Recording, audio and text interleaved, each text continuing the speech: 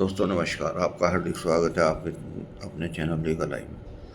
ये अंधकार से प्रकाश की ओर चलने की व्यवस्था का चित्रण करता है।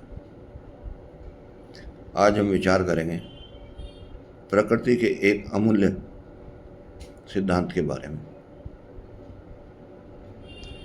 प्रकृति का ये एक अमूल्य सिद्धांत है कि उसने कोई भी चीज़ निरर्थक पैदा नहीं की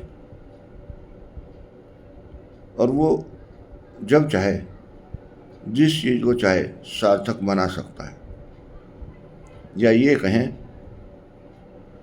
कि उसका सार्थक प्रयोग आपकी समझ में आ सकता है। वो तो अपनी जगह जाके जहाँ है वहाँ रहेगा ही, लेकिन आपकी सोच में परिवर्तन कर सकता है, देखने मात्र से कर सकता है। हम एक छोटा सा एग्जाम्पल लेते हैं। ये एक कहावत है, एक राजा लड़ाई हार गया और अपनी जान बचाने के लिए दुश्मनों की सेना से एक गड्ढे में कूद गया। गड्ढे में खरपतवार थे, झाड़ी थी और उसके देखते देखते उसे कोई संभावना नहीं थी कि उसकी अब जान बचेगी। पीछे घुड़सवार दौड़ रहे थे, लेकिन इसी बीच क्या होता है कि एक मकड़ी आती है और वो इतनी तेजी से एक जाला बना देती है उस गड्ढे के ऊपर कि उसमें ये एहसास ही नहीं होता कि इसमें कुछ हो सकता है। तो सिपाही गड्ढे तक आए और कहने लगे, यहाँ तो जाला लगा हुआ है, इसमें आदमी नहीं जा सकता, और लौट के चले गए। उस सैनिक ने इस बात को सुना और देखा कि मकड़ी ने कितनी कुशलता से जाला बनाया, बिना किसी साधन के, बिना किसी सहयोग के, बिना किसी सैनिक सहायता के, बिना किसी साजो सामान के। और उसने रियलाइज किया कि शायद ईश्वर की अभी कुछ और इच्छा है मुझे जिलाने के लिए। कुछ टाइम सफलता के लिए फिर प्रयत्न किया, अपने सिपाही इकट्ठा किए और विजय हुआ। ये जो उसकी ईश्वर की प्रेरणा है, ये किसके थ्रू आ जाती है, किसके लिए आती है, ये कोई नहीं जानता। अगर जान जाते तो ईश्वर का फजीता हो जाता, उसको बैठने ना देते लोग, इसलिए उसने अपने आप को छुपा कर रखा। लेकिन जहाँ आवश्यकता होती है वहाँ वो सहृदय किसी न किसी रूप में प्रकट हो जाता है। ये प्रकृति का अटूट विषय है।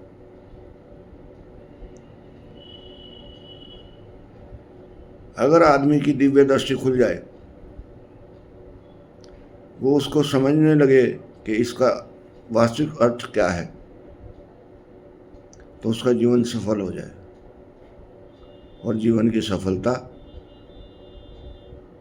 मानव का विकास है, और मानव का विकास प्रकृति के उस छोटे से छोर के समान है जो आते जाते हवा के झोंके की तरह सुगंध बिखेर जाता है। और ये सुगंध है क्या? सुगंध प्रकृति का एक गुण धर्म है जो मानव के लिए ईश्वर ने स्पेशल बना रखा है। जब चाहे वो इसका दृष्टिकोण मानव को एहसास करा दे, और जैसे मानव को एहसास होता है ऐसे वो प्रफुल्लित हो जाता है। इसका मतलब ये हुआ कि प्रकृति के अंदर कोई भी चीज़ ऐसी नहीं है जो निरर्थक हो। बस समझना इतना है कि हम उसकी सार्थकता को समझ लें, और उसकी सार्थक को समझने के लिए हमें फिर लौट कर वहीं आना होता है जहाँ से उसका मूल सोर्स है। उसका मूल सोर्स प्रकृति है, ईश्वर है, जो उसका हमें एहसास करा देता है। और जैसे ही एहसास हो जाता है, ऐसे ही हम प्रकृति के मूल तत्व से मिल जाते हैं, और मूल तत्व से मिलना ही प्रेम का उद्घोष है। और ऐसा उद्घोष है जैसे युद्ध में शंख बजाना। वो दूसरों को सुनाई नहीं देता, लेकिन अंतर मन में प्रफुल्लित हो जाता है और जीवन के एक ऐसे क्षण में ला कर खड़ा कर देता है जहाँ उसके पास विजय के अलावा दूसरा कोई रास्ता दिखाई नहीं देता। और ये इतनी बड़ी प्रेरणा है आदमी के लिए कि वो असंभव को भी संभव करने की परिस्थिति में आ जाता है।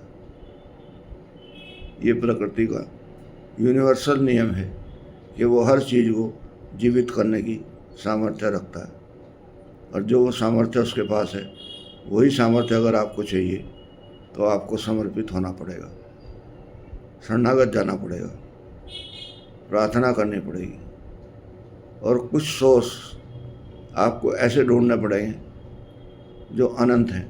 और वो अनंत सोर्स क्या है कि शांत हो जाना, सरेंडर कर जाना, ज़्यादा इफ बट मत करना, ज़्यादा तर्कवाद में मत जाना, एक साधारण जीवन जीना। तर्क की आवश्यकता है, लेकिन जहाँ आवश्यकता है वहाँ निरर्थक तर्क की कोई आवश्यकता नहीं, क्योंकि उसकी मर्जी हो जाना। आपकी मर्जी आप जानो, आपकी मर्जी सिर्फ सरेंडर करने तक है, इससे ज़्यादा नहीं है। देनहार कोई और है ताको नीचे नैन। इसलिए सारी चीज़ें जो हैं प्रकृति के अधीन समझ के चलें और शांत मन से अपना जीवन जिए और दूसरों का भी कल्याण करें। ऐसी मेरी विचारधारा है। नमस्कार।